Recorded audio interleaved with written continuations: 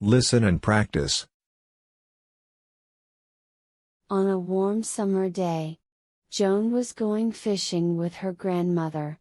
They climbed into a small boat and rowed out onto the water. Joan studied the waves around her, looking for a giant fish to catch. You have to be patient when you go fishing. Can you be patient, Joan? Joan's grandmother asked. I'm going to catch all the fish in this pond, responded Joan confidently. There won't be a single one left, Grandma. Joan's grandmother smiled and handed Joan a fishing rod. Joan quickly cast her fin into the water. Lily and her brother Ryan went camping with their mom and dad. Ryan and Dad set up the tent, while Lily and Mom collected sticks to start the bonfire. Once the tent was set up, they started a fire in the bonfire pit. Lily and Ryan looked for long pointy sticks to use for cooking hot dogs over the fire, while the fire was heating up. They found 4 perfect sticks.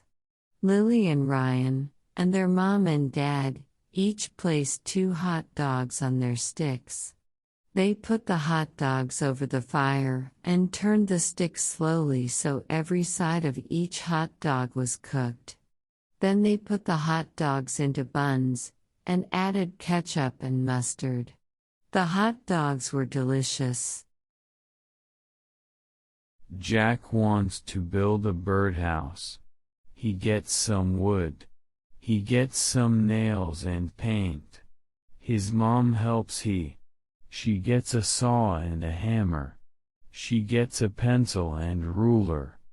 Jack draws his birdhouse. They build it together. Then they hang it up in a tree.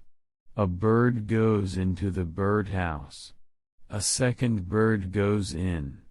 A third bird goes in. A fourth bird goes in. Jack and his mom look at each other. They need a bigger birdhouse. When I was a child, I got a doll. I used to take that doll to bed with me every night. I couldn't go to bed without my doll. One time, I didn't find my doll. I was very upset.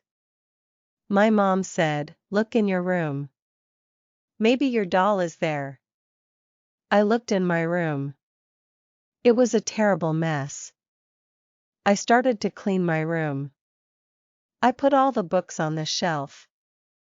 I put my blankets on my bed. I picked up her clothes off the floor. Finally, I saw my doll in the corner room. Lucas goes to school every day of the week. He has many subjects to go to each school day: English, art, science, mathematics, gym, and history. His mother packs a big backpack full of books and lunch for Lucas. His first class is English, and he likes that teacher very much. His English teacher says that he is a good pupil, which Lucas knows means that she thinks he is a good student. His next class is art. He draws on paper with crayons and pencils and sometimes uses a ruler. Lucas likes art. It is his favorite class. His third class is science. This class is very hard for Lucas to figure out, but he gets to work with his classmates a lot, which he likes to do. His friend, Kyle, works with Lucas in science class, and they have fun. Then Lucas gets his break for lunch. He sits with Kyle while he eats. The principal, or the headmaster as some call him, likes to walk around and talk to students during lunch to check that they are all behaving. The next class is mathematics, which most of the students just call math. Kyle has trouble getting a good grade in mathematics, but the teacher is very nice and helpful. His fourth class is gym. It is just exercising. History is his last class of the day. Lucas has a hard time staying awake. Many lessons are boring, and he is very tired after doing gym. There are 7 days of the week, or uniquely named 24-hour periods designed to provide scheduling context and make time more easily measurable. Each of these days is identifiable by specific plans, moods, and tones.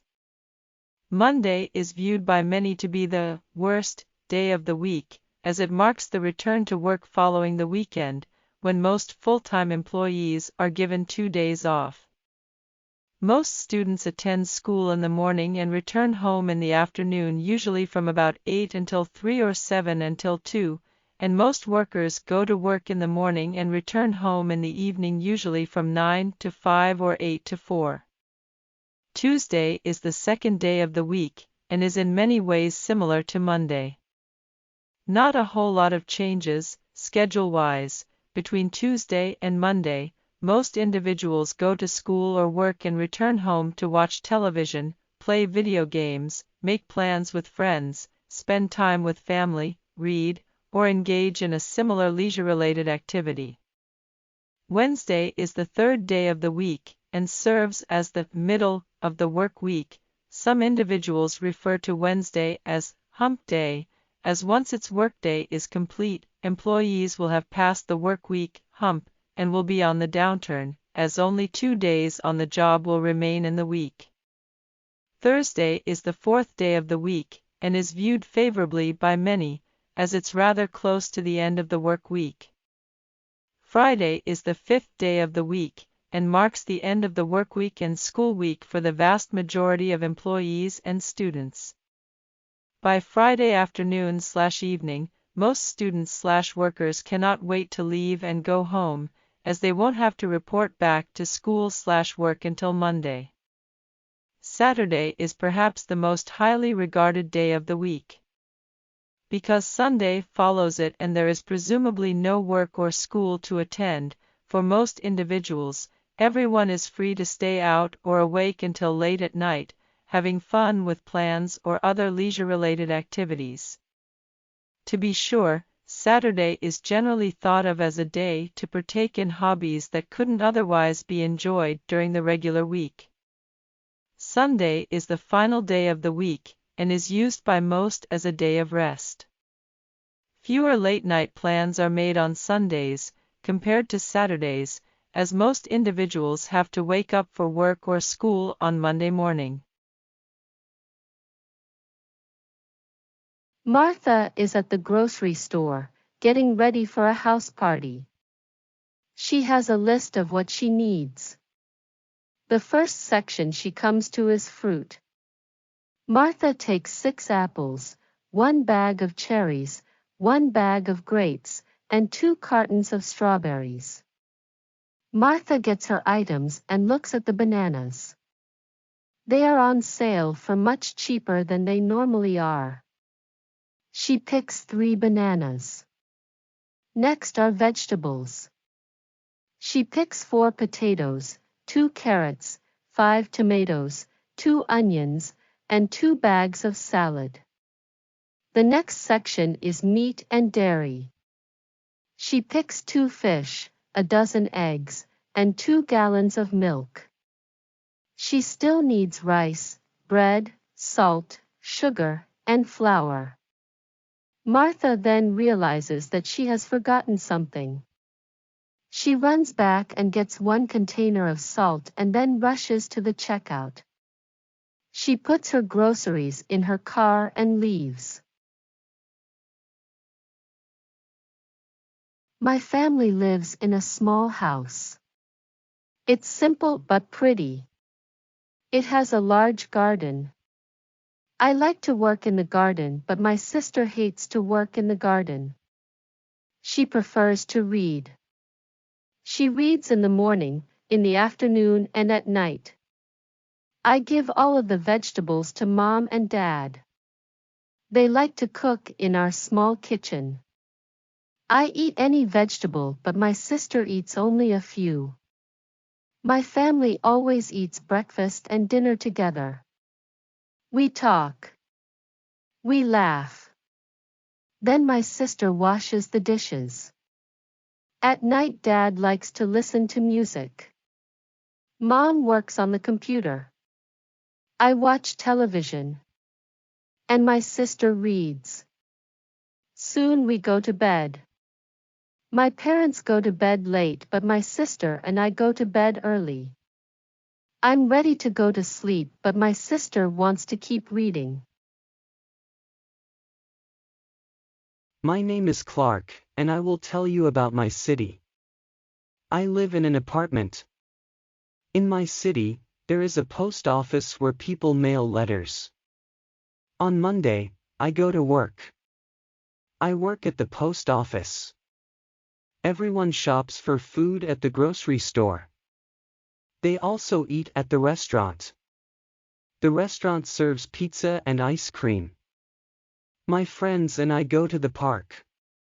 We like to play soccer at the park. On Fridays, we go to the cinema to see a movie. Children don't go to school on the weekend. Each day, people go to the hospital when they are sick. The doctors and nurses take care of them. The police keep everyone safe. I am happy to live in my city. George is at the pet store, looking at what kind of pet he might want to get for his birthday. George asked if he could have a horse, but his parents said no because horses are too big. First, he sees dogs and cats. Baby dogs are called puppies. Baby cats are called kittens. George likes them because they are easy to take care of and can play a lot, but they will get bigger. George wants a small pet. Then George sees animals that have to live in a cage. He sees rabbits, guinea pigs, and mice. Mice are what you call more than one mouse. He likes these animals because they are small. Birds live in cages too. George sees a parrot and a canary. He likes them all, but he doesn't want to clean the cage. George sees the animals in tanks. The tanks full of water have fish and turtles in them. He thinks about a goldfish but decides he likes the turtles more. There are also tanks with rocks and sand that have snakes, spiders, and scorpions, but George is afraid of them. George likes the turtles best, but they won't fit in the little fish bowls. Turtles need bigger tanks, so they can swim sometimes and hide sometimes. George decides he wants to get a turtle for his birthday. He buys a book on how to take care of a turtle and a list of what types of turtles the store has.